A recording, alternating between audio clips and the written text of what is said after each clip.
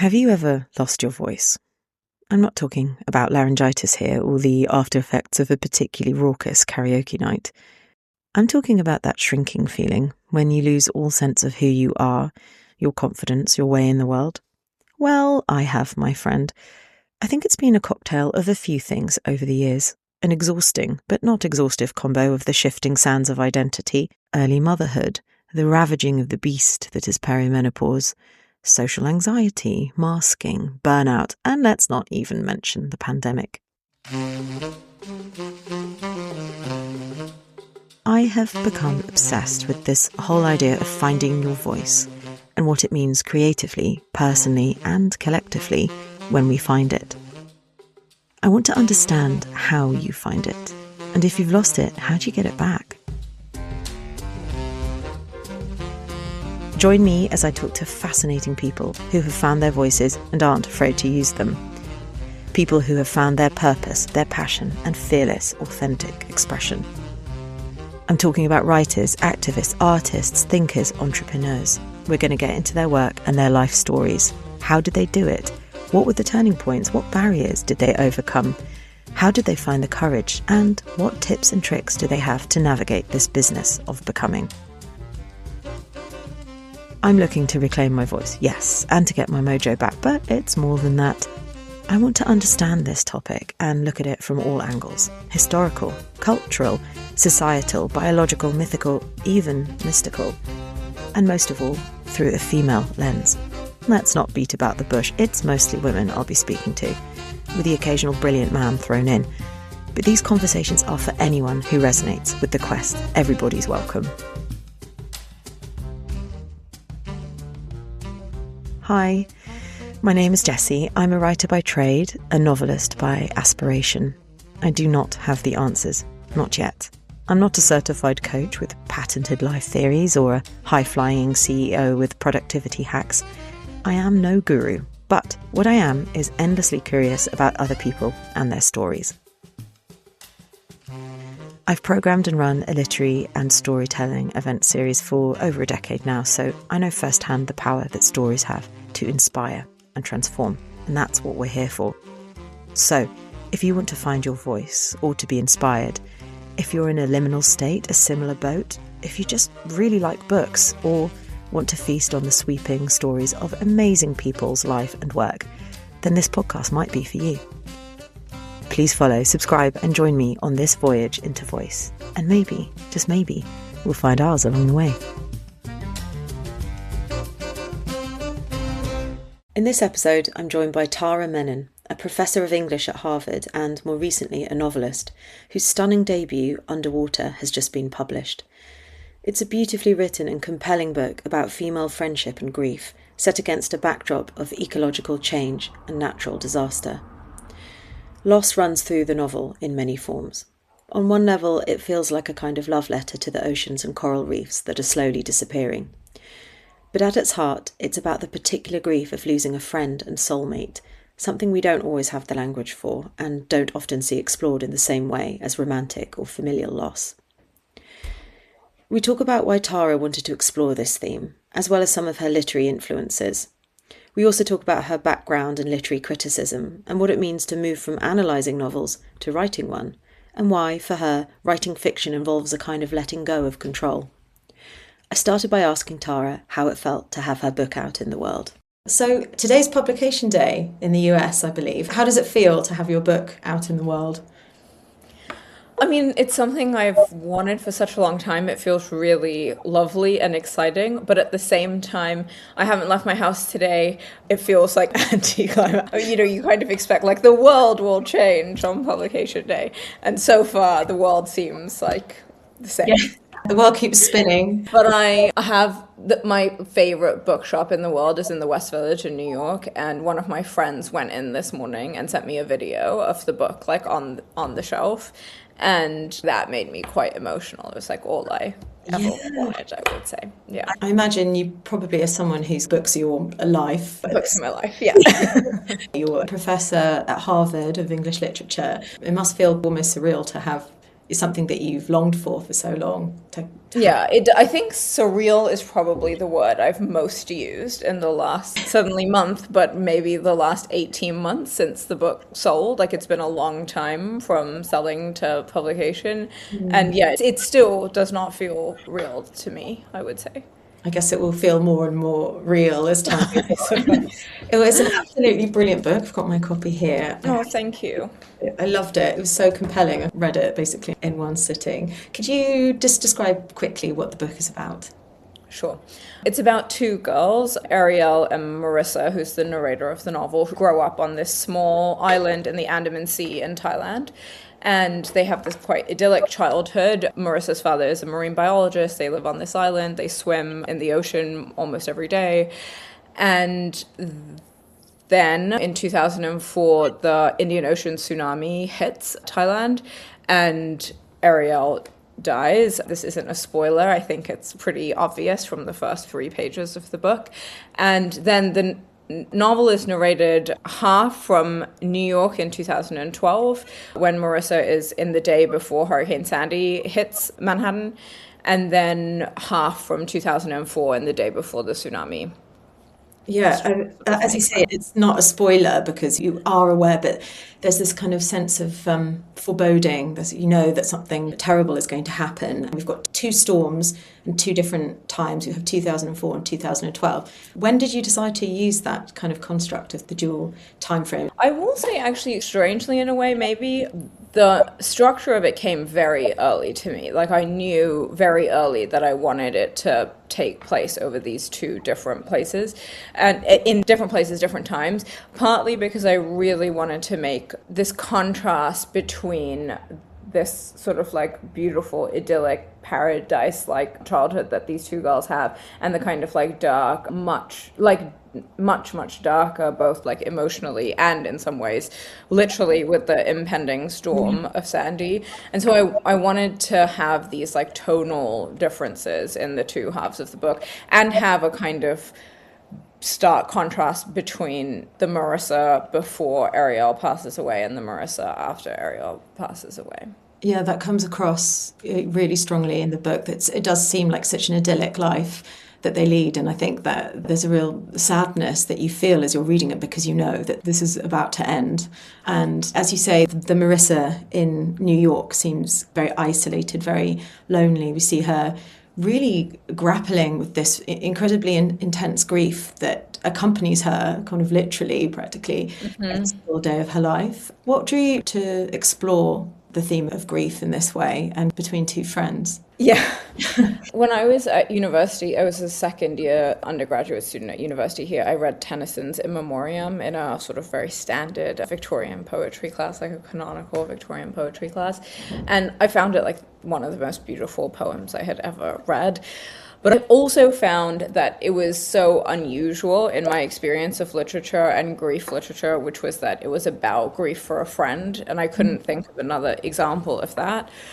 And I was really, really struck by the responses of a lot of like my classmates at the time, but also I learned later, like in the criticism, that people like almost couldn't believe that they could have just been friends. That there was a sense like Tennyson must have been in love with Helen. Otherwise, like, how could you grieve for such a long time? How could you write this poem for like years upon years? Like there was just no way that you could feel that way for just a friend. And I thought that was a really interesting response that people have, because it seemed to me quite obvious that, of course, one could grieve that way for a friend.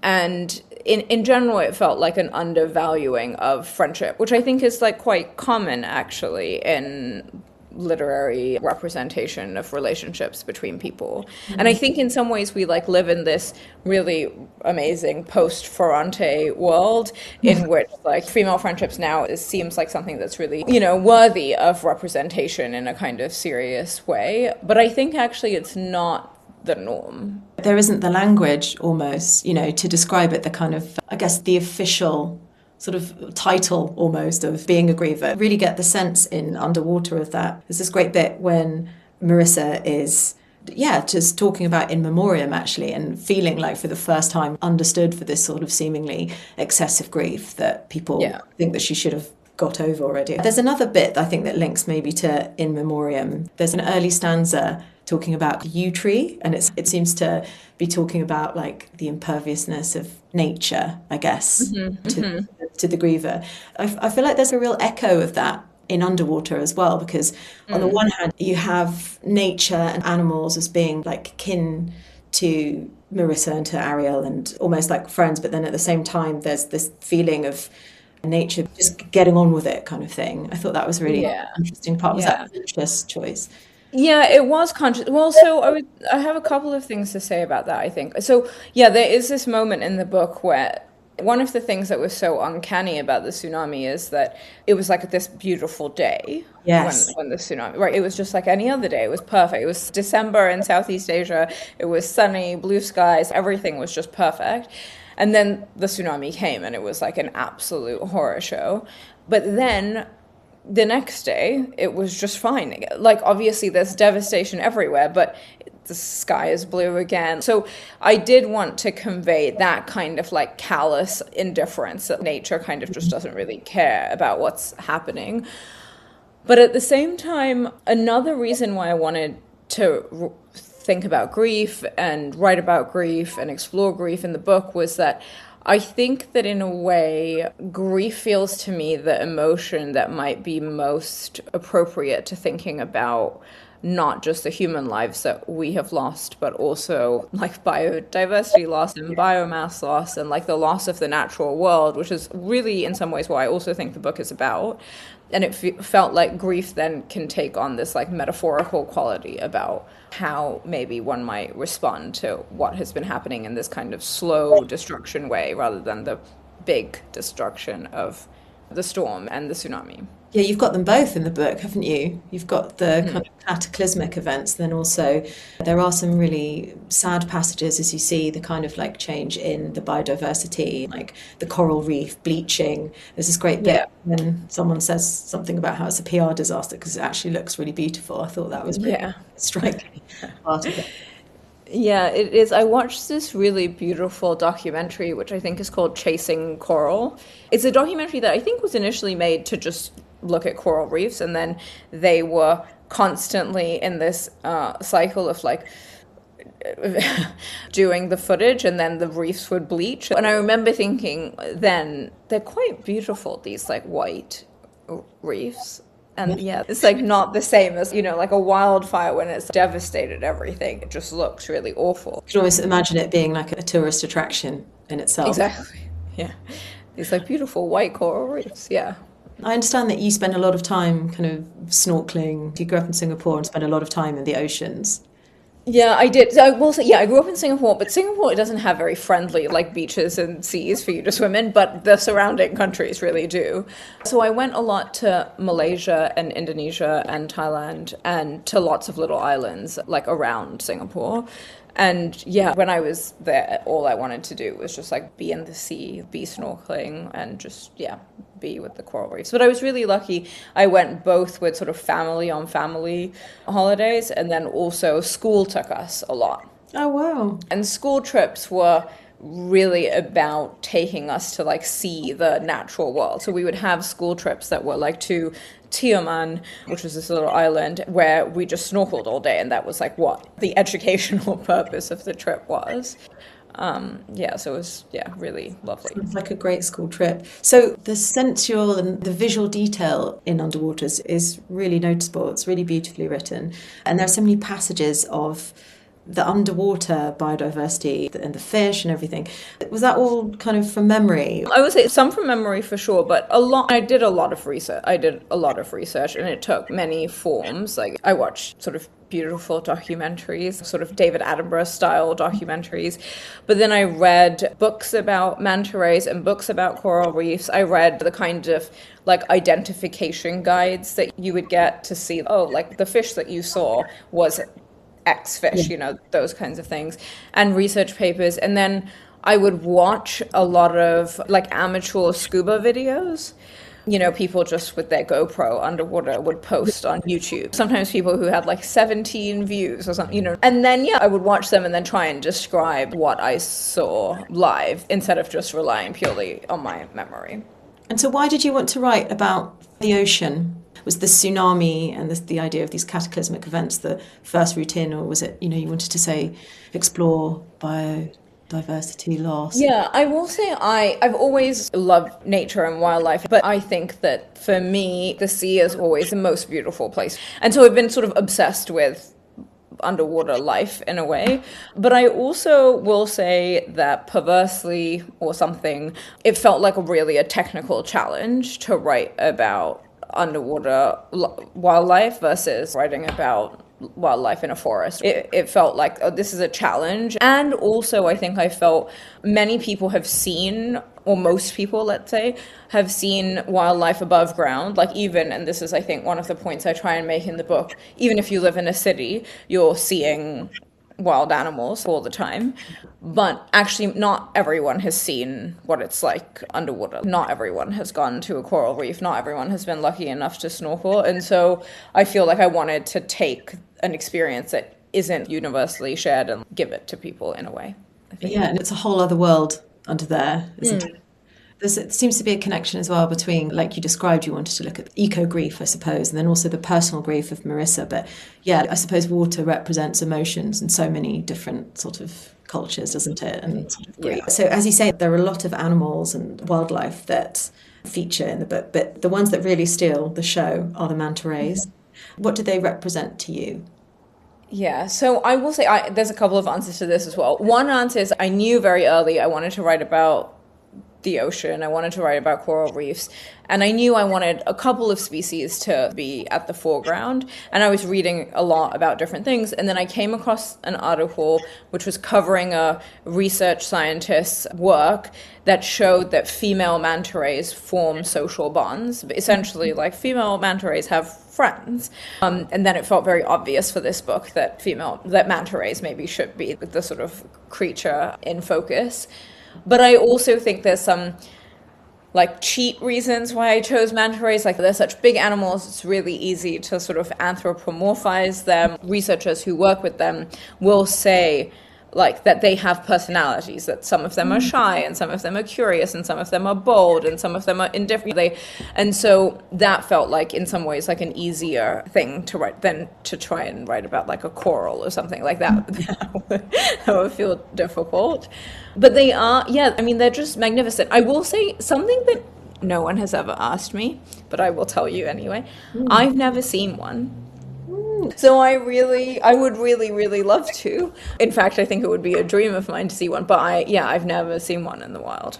I think you're going to have to, maybe once the book tour's over, maybe you'll have next holiday, maybe you'll have to go to the Andaman Islands. Is that where you're sure to find them, or maybe around Australia, or where would you? They cover a pretty large geographic area across the world. There's some in Mozambique that go very regularly. There are some in Burma that go in Thailand. There's certain kinds of spots in which you're much more likely to see them in the Philippines. Yeah, they sort of span the whole sort of tropical band, I would say.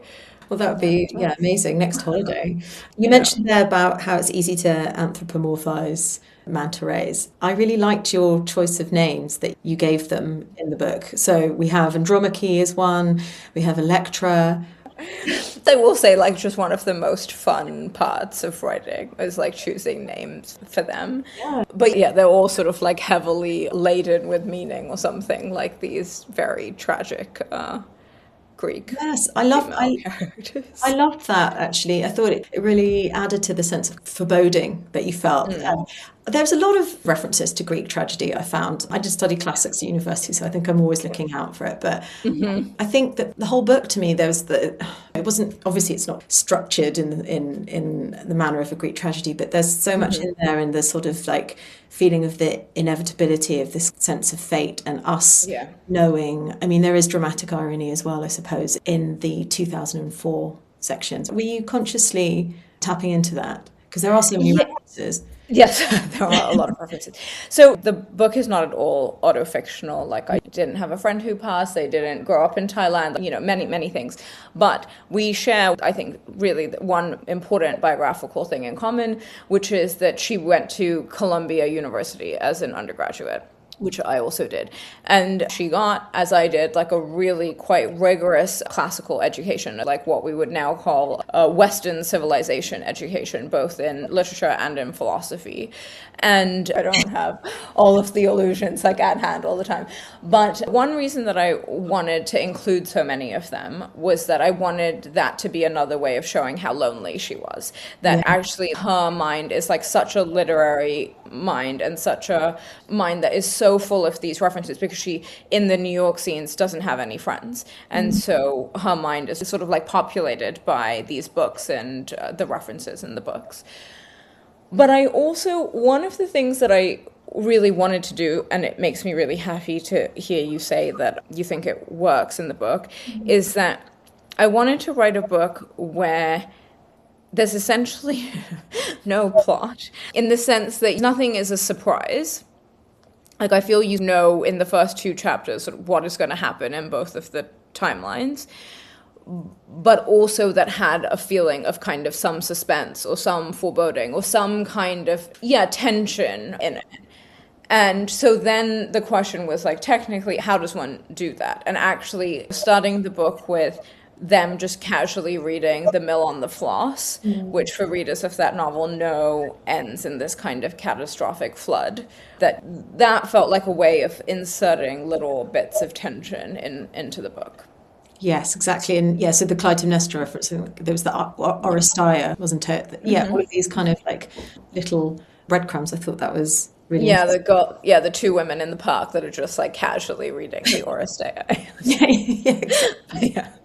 I thought that was really clever. You mentioned that she doesn't have any friends in New York, but it's like she doesn't really have space in her life, does she, for friends? Because she literally has Ariel there in all of her waking moments. And one of the passages I loved is when she talks about how she's there all the time, and as she's like brought a man to bed. So that's the only time that she has to herself. I thought that was a really interesting characterization choice. And the way that you write grief, I think, it's so convincing, I have to say. How did you find your way into writing those passages? Yeah, this is a difficult question, I think. Partly because I haven't, touched wood, I haven't had any personal experiences of like deep grief. So I really had to sort of imagine my way there.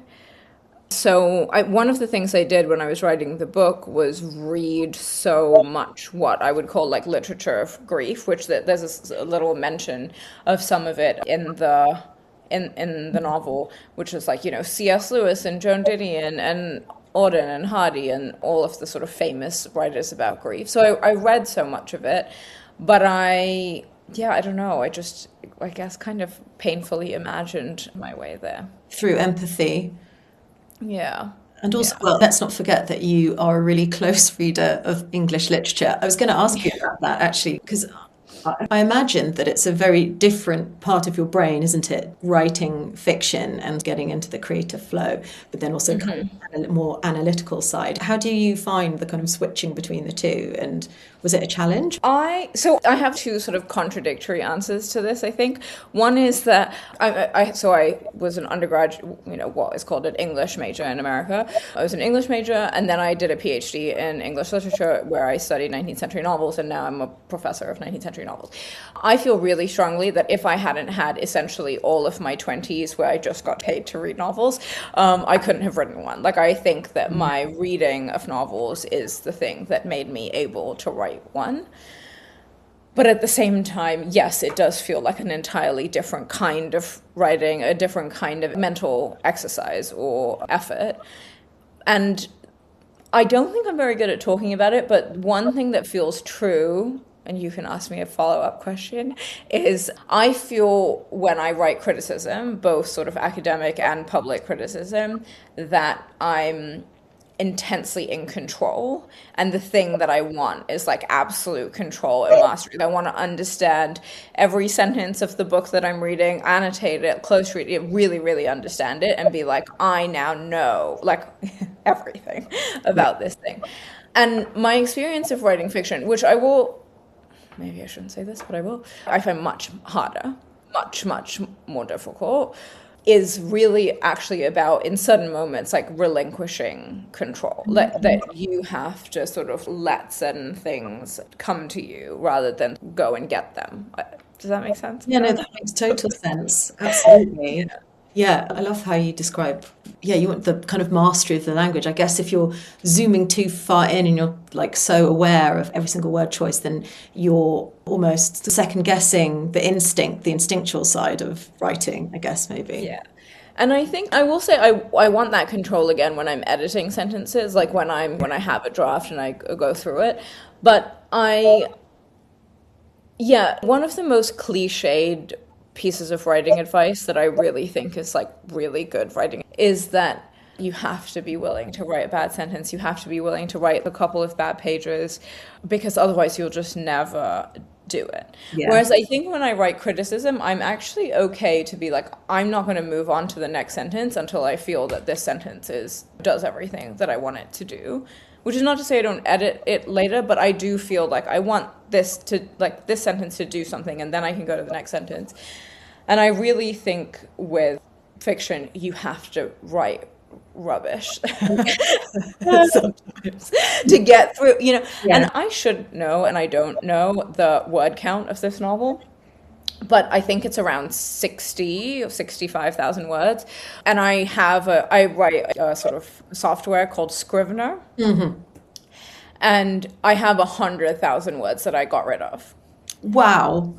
So it's like a third of the novel made. And they're really bad. Like those 100,000 words.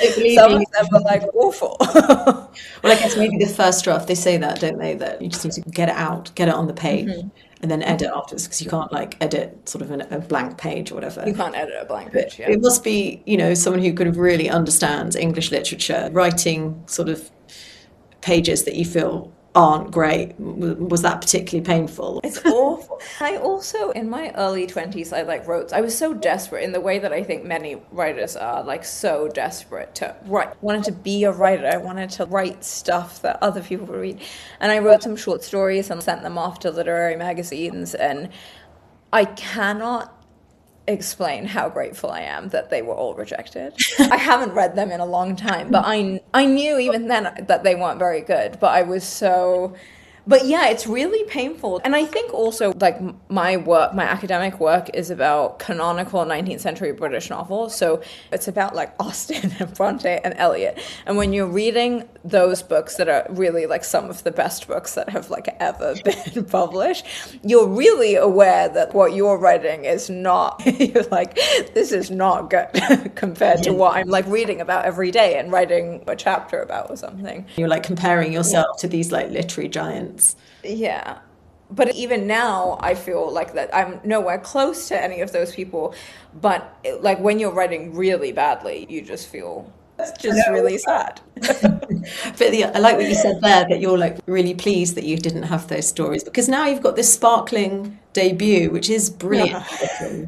And it is very thank you. It's very different to those 19th century novels that you just described. I guess at least the point of view, we're seeing the world and the story through one character's eyes, rather than the kind of sweeping. How was that? I suppose the subject matter was probably the way in for that. Yeah, I think the subject matter was the way in. It's like I really wanted to tell the story of one friendship, and this like very special friendship between these two people through the eyes of the one person who's lost her. So I will say, though, I don't think that I feel very tempted to write in the first person again. You are? I think I will. I'm not. No. Did you find was it difficult in some way? Yeah, it was. I've never said this to anyone, actually. I started the novel in the third person. And then it became clear to me that this is a novel that should be in the first person, partly because, again, it like really emphasizes how lonely she is. Like the I think, really emphasizes just how lonely she is. And I think I'm teaching Jane Eyre next week, and I feel like that is really fundamental to why we get such a sense of Jane Eyre being so lonely. It's the first person that we, like, famously, Yes. the intimate relationship in that novel is between her and the reader versus her and anyone else, really. And so in a way I just felt it had to be, but it did mean that you can't do certain things, right? You can't write, I think, about some characters in some ways if you're writing in this really intimate first-person way. No, that's true. I guess also, I mean, because it's about grief, and we see Marissa kind of struggling with PTSD as well. She's having at points like, well, I guess she's having quite a lot of memories and stuff that I suppose that would be really hard to translate to the third person necessarily. Yeah. It's so visceral. Yeah, I think it would actually, in some ways, it was technically much easier to write this in the first person than it would have been in the third person. Because, yeah, you can have her seeing something in a way that then, just works, I think, and that it would be difficult. I think the first person can be quite hard, potentially, in terms of, like, pace, like narrative pace and stuff as well. But I think, you do a brilliant job of it. The flashes of memory, you've got the two time frames as well, and sometimes I found when I was reading it, I was like, am I here? Am I there? It's very good at evoking memory and like how memory works and how grief works and how you might just have something might trigger something. Yeah, I mean, it's interesting because, like, in some ways it seems like the structure is so clean because it's, there's the 2012 and then 2004 and 12 and 4. But actually in the 2004 sections, she has memories of earlier childhood, and then in the 2012 section, she also has memories. So it's kind of a mess, but hopefully it works in a way. I think that actually there's a kind of inauthenticity or something about really linear narratives, or at least in my experience of my own psychological state, I'm always thinking about, like, I look at the curtains and I like think, oh, my mum gave me the curtain, there's a way in which I think if you actually stay entirely in the present tense, that's not how. No, that's not how the mind works. Also, you're probably like an expert meditator or something. Exactly. There's something, the prose in this book is so, it's so, I guess, granular in a way. It's almost meditative. You sort of notice everything, like really, it kind of builds tension, I think, to do that. I really enjoyed that aspect of it. You seem to notice everything. Mm. How did you do that? Well, so one of the things I wanted about Marissa is that I wanted her to be someone who pays like extraordinary attention to the world around her. And partly, yes, okay, she's lonely, but also she has grown up with people who observe for a living, like whether they are like marine biologists who are looking at manta rays or a tree scientist who's watching like the development of saplings or an ornithologist who's like looking. And so her entire experience of her childhood is being alongside people who just look at things really closely. So I wanted that kind of inheritance for her in the New York parts of the novel, to show her as someone who does this quite consciously, actually. Like, she pays attention because she was like taught how to do that. And I guess the fact that she's lonely and immersed in her own world means that she's a bit like a fly on the wall a little bit as well. She's not really participating always in life. Yeah, she's looking in. I think I've described this to someone else as, I think of her as like a one-way glass. Like, she can see out, and she's quite opaque, I think, to the world. Like, no one really has access to her in the New York parts of the novel. Like, she's really has a kind of barrier, but she is constantly looking through it and seeing everyone. Yeah. And it's almost a bit of a shock sometimes when people talk to her. She's a bit like, you get a sense of something lost in her own sort of world. Yeah. I was just going to say that I needed her to have those interactions, because otherwise I think she would have just seemed like a ghost. Like, I think that if she didn't interact at all with anybody, then she would have seemed not embodied in a way. So the little interactions with the woman in the stroller going down the stairs, or the person in a shop, or those kinds of things, I needed to show, like, she's real. She's real. Yeah. There's one striking interaction, and I feel like it ties in with this thread that runs throughout the whole book, when, a man basically, I can't remember if he catcalls her or he grabs her. Yeah. It was really interesting, her reaction to that. She freezes Yeah. and just, I thought that was really fascinating. And I wanted to ask you about this. I feel like there is a thread of like male entitlement that runs throughout. Why did you want to explore this? I will say, I think someone said to me really early on, they were like, men don't come off well. I was like, Matthew's lovely. Yeah. No, I mean, it was important to me. It's like, not all men. No, but yeah, that I think is a thread that carries through from both the Thailand sections of the novel and the New York sections of the novel. And in the Thailand sections of the novel, one of the things that I was trying to show is that they're at this moment of their life where they're becoming like sexual beings, and they're quite excited by their own sexuality and haven't quite understood the way in which that can, turn into a threat, like that then can be an invitation to certain people for a kind of like violence or ownership or something. So that was, I feel, important to showing the kind of time of life that they were at in the Thailand sections. But also, so if the novel is like in conversation with certain kinds of traditions, as you've already pointed out, like the literature of grief, or like a kind of classical one, another set of novels that I think of it being in conversation with or responding to are like flâneur novels, especially New York flâneur novels, where typically a man like walks around the city and just observes things. And I really wanted to write a flâneur novel in which she walks around and sees things and observes things. But one of the things that I've noticed about the New York male flâneur novels is that the men who are at the center of them get to choose every time they have an interaction with someone, right? Of course there's exceptions to this, but most of the time, like, they are dictating when they interact with someone. They don't really think about the world around them unless they want to think about the world around them. And that's just not what it's like to be a woman in a city. You don't get to choose that. Like, you actually constantly have to be on some kind of guard about the world around you and the people, the men, I would say, who are around you. Especially, I think, if you're a girl Marissa's age at that point. Like, not even a girl, like a young woman, like she's in her mid-20s. And so I wanted to capture that. In some ways, in the Thailand sections, it's about showing the age of the girls, and that is the reason that I'm doing it. In the New York section, I feel like it's more about capturing something about city life for people. What is it like, depending on your subject position, to inhabit a city?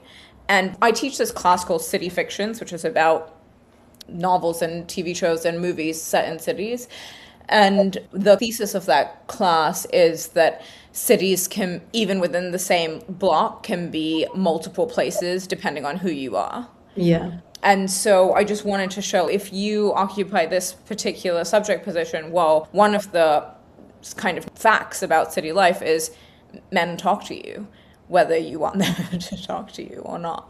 Yeah, and almost in that particular passage, it is a kind of sense of an entitlement and expectation, which also features in 2004 as well. Like, it made me really angry.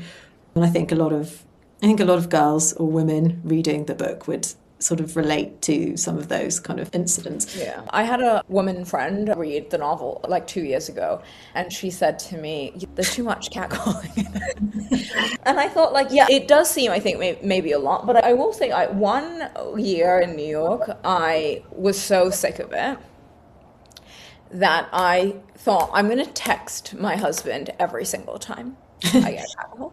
Bring him in. I was like, let's. And this sounds an absurd thing to say, but I promise it was true.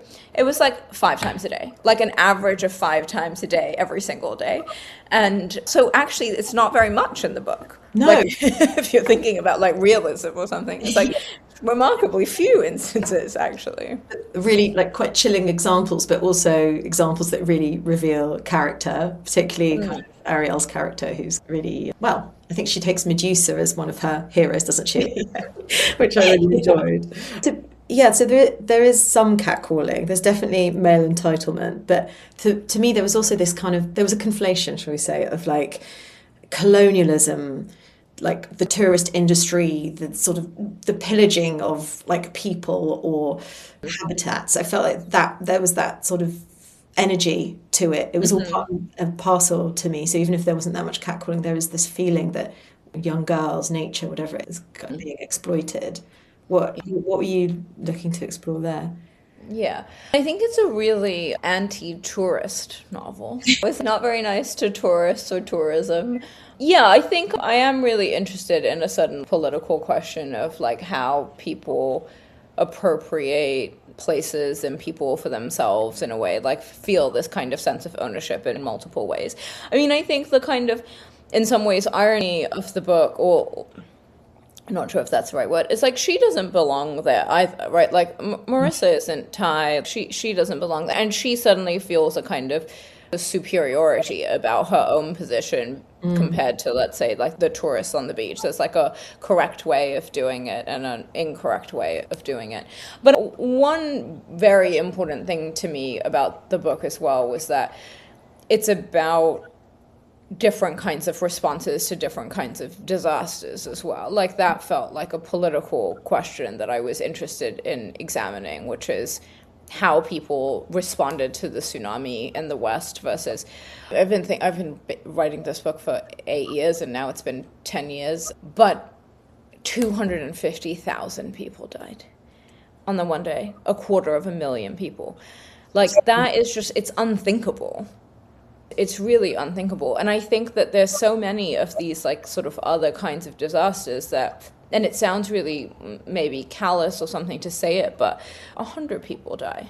And it's not to say that those 100 people, each of them individually, aren't lives that we should grieve and that we should think about and we should think seriously about. But there is this massive discrepancy, I think, in how we, like at least the media portrays certain kinds of events, whether those are ecological events or man-made event, like whether that's war and who dies in certain kinds of conflicts, depending on which side they're on, or these kinds of ecological things. And so, yeah, I was interested in that. But again, one thing that I was always trying to do in the novel was have these two like massive kind of spectacular events of tsunami and Sandy, and in some ways like put them off a little to show the smaller things that are happening. And likewise, I think the exploitive nature of tourists in Thailand, like that isn't quite the same as the larger points, but it is just another way of thinking about how people act differently in different parts of the world. And yeah, that makes sense. That's really interesting. Am I right in thinking that you narrowly missed the tsunami? I mean, yes and no in a way. I think we were just very often on holiday at that time. You know, it was Boxing Day. That's the other sort of real cruelty of the tsunami, was that it was at peak holiday time.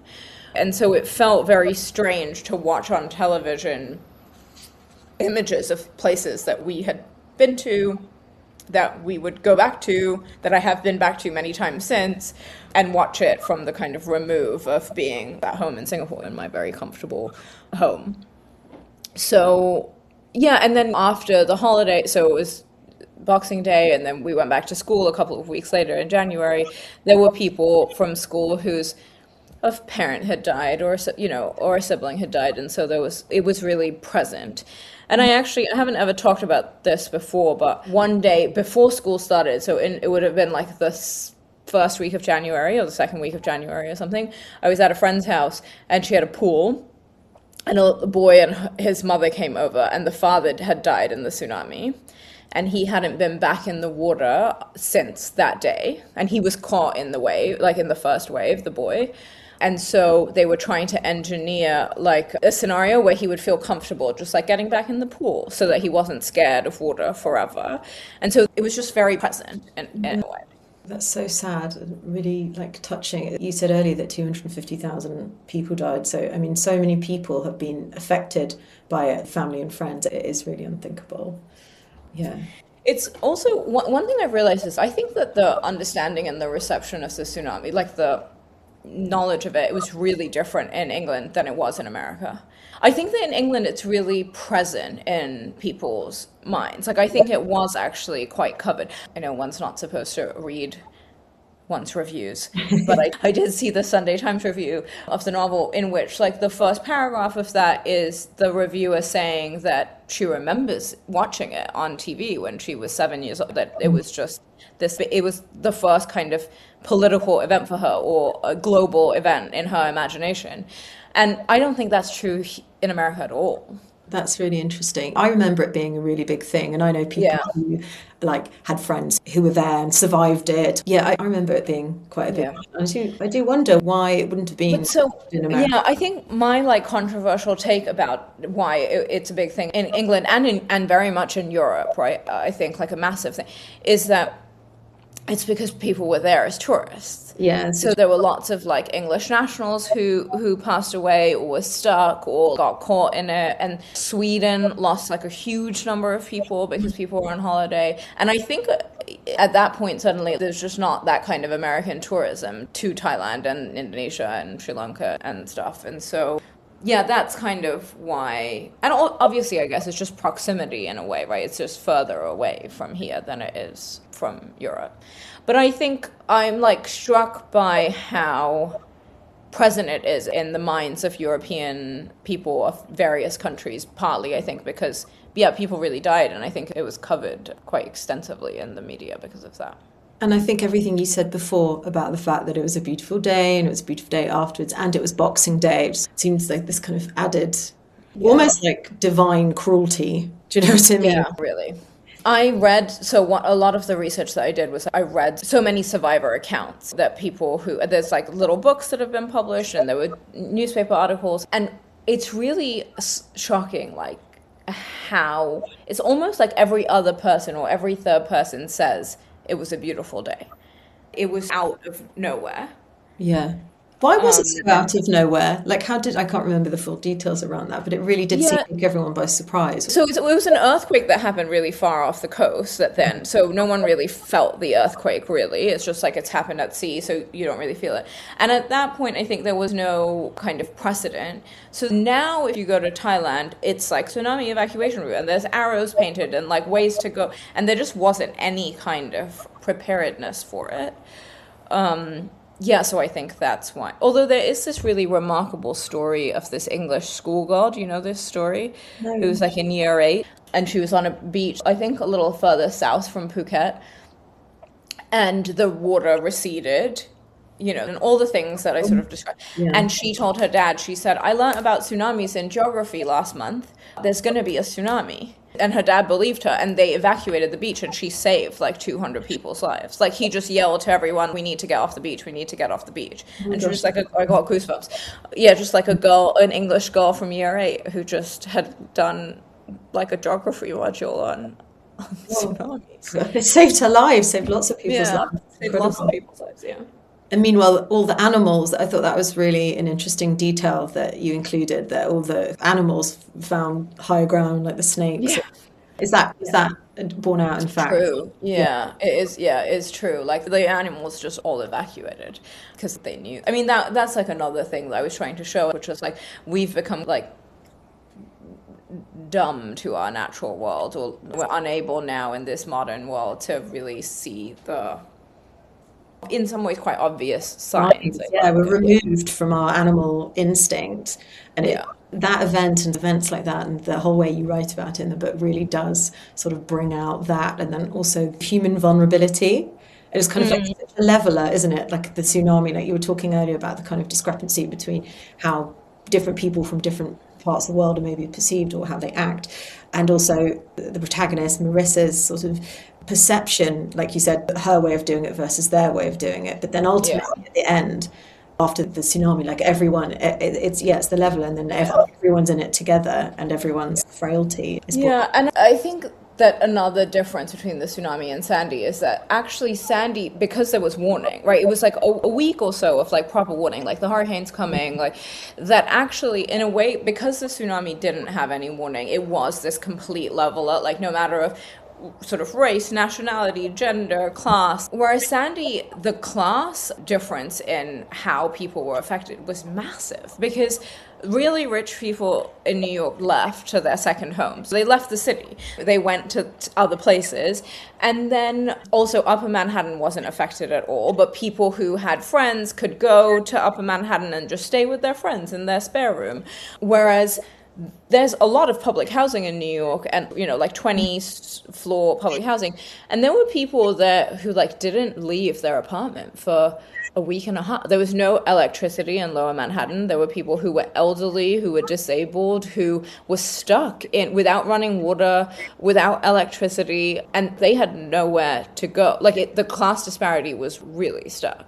That makes you think of COVID as well, when you say that, when you think of like people quite enjoying the discrepancy between people who've got like huge kind of like country houses or something, quite enjoying the time furlough or whatever, and then it's a holiday. Definitely. Yeah, I teach, not to be a cliched Victorian literature professor, but I teach Bleak House really often, and one of the things I say in Bleak House is like Dickens's position is that disease is this level. It doesn't matter if you're rich or poor, like you can get smallpox. There's this self-interested reason to protect the poor because like they could give you the disease. And in late capitalism, actually, that's not even true anymore. It's like, oh, actually, you can insulate yourself from getting COVID. Like, you can just go to your mansion and live by yourself and and have stuff delivered to your house. And that's like a difference between the sort of 19th century world in which, like, oh, I mean, Terry Eagleton has this line, which is something like, viruses are radical Democrats. They don't. It's a beautiful phrase. And that's what Dickens is doing in Bleak House. But yeah, it's just different now. It's actually, there's so many things that you can completely inoculate yourself from if you have enough money. And that's quite chilling, isn't it? To think that in some ways that the discrepancy is worse now than societally than it was in Dickens times. Really. Wow, that's really sorry. Brought the mood down. No, that's really fascinating. We're coming close to the end, sadly, but I wanted to ask you, because this whole podcast is exploring, you know, finding your voice. What does finding your voice mean to you? Yeah, I think I actually thought about this a little when you asked the question about the difference between like my critical brain and my fiction writing brain. I think that for me, so much of it has been like the slow steps of sending out pieces like into the world and getting like very good sort of like editorial feedback. Like I think I wrote a few pieces for this journal in America called the Sewanee Review. It's like an old kind of literary journal. And I had an editor there who just really let my personality come out. Like I think I'd written reviews before in which it was very like, I did the work, I wrote the thing, it was very, but I'm like a little mean in some of those reviews and like hopefully a little bit funny. And I just felt like I wish I didn't need permission from someone else, but like actually having got the permission to have like my personality come out on the page has made me now feel like, I say this to my students a lot, is you want to write sentences where nobody else could write that sentence. Like it's really clear, like that's your sentence. And if somebody else could have written it, then it's not good enough. Yes, so like tentative steps towards revealing, like unmasking in a sense, like the academic, allowing your turn of phrase and your personality to come through. Yeah. I love that. Well, long may it continue. Have you got another book in the pipeline? Have you planned? Oh, yeah, I do. I haven't talked about it very much at all, but I will say that we will go above ground, probably to a jungle in South Asia. That's like the thing I will say, maybe. Oh, well, I look forward to that. Yeah, this book was phenomenal, and thank you so much. Congratulations. I absolutely loved it, and I'm sure it's going to be a big hit. I really enjoyed talking to Tara. I found it fascinating how intentional she was with the choices she made. How, for example, Marissa's acute observational skills reflect her isolation, but are also a natural consequence of her childhood, growing up amongst researchers. One thing that really struck me was what she said about her approach to different forms of writing. The contrast between literary criticism, where she's aiming for total control and mastery, and fiction, where she has to let go of that and be willing to write badly, at least at first, in order to find her way through. No easy feat for a professor of English literature. I also enjoyed hearing about the literary influences that fed into the novel, from Tennyson and the literature of grief to the flâneur tradition, and yet the result feels entirely her own. I really like that idea of aiming for a sentence that no one else could possibly have written, that if it could feasibly have been written by someone else, then it's not good enough. That feels like very good advice on finding your voice. Thank you for listening. If you enjoyed the conversation, do follow the podcast so you don't miss what's coming next.